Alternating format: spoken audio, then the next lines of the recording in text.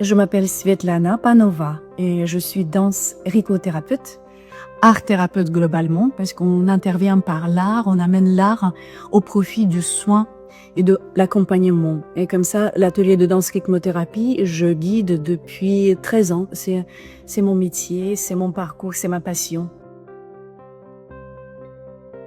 Aujourd'hui, l'atelier il était conçu pour les personnes ayant la maladie de Parkinson. Et donc cet atelier il était conçu et adapté pour accompagner ces personnes en position assise. On a développé plein de choses. Ça commence par une petite relaxation, puis un échauffement vocal, échauffement corporel, parce que dans notre technique, dans notre approche, il y a la voix.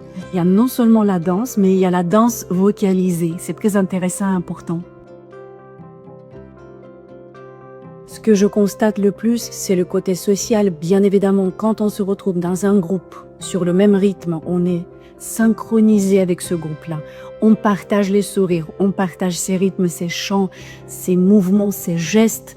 Ils sont très signifiants, ces gestes-là aussi. Donc souvent, c'est un appel vers le monde animal, vers le monde de la nature, mais aussi de la culture.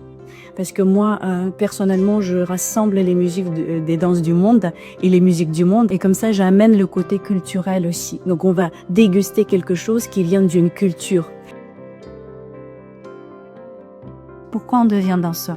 On rentre dans cette ambiance et on fait ensemble des mouvements au-delà de ses capacités parfois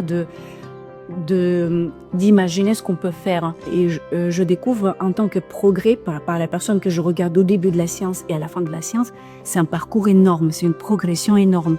Et donc, on travaille tous les symptômes de la maladie tout d'abord. Parce que le tremblement, ça va être un trémolo.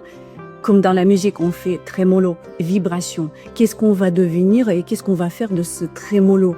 Est-ce que tantôt ça devient un papillon, tantôt ça devient la danse orientale qui va vibrer de cette manière-là? Donc de trémolo, on va créer une histoire.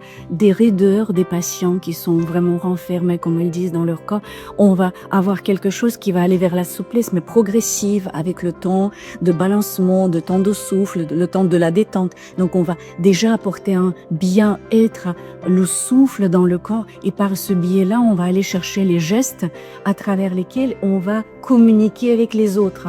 Donc c'est la communication, c'est l'isolement des personnes qui restent chez eux, et là ce moment propice de se retrouver, mais de partager les gestes et d'approprier le geste. Donc je trouve que ça travaille beaucoup notamment pour la maladie de Parkinson. Ça travaille le tremblement, ça travaille les raideurs, ça travaille beaucoup le lenteur, parce qu'on va d'abord rentrer dans le lent pour devenir de plus en plus engagé dans le rythme, plus rapide, et on va revenir dans le lent. On va créer cet espace de connexion corporelle et rythmique. Donc pour moi, c'est très important, parce que le stimulus est notre secret que je peux partager avec vous ouvertement, c'est le rythme. Le mot-clé, c'est le rythme. Déjà, essayez de mettre un rythme, une musique qui est rythmée, tout de suite le corps va répondre. Et l'engagement qu'on fait de ça, c'est vraiment que chacun puisse recréer son histoire à travers des gestes.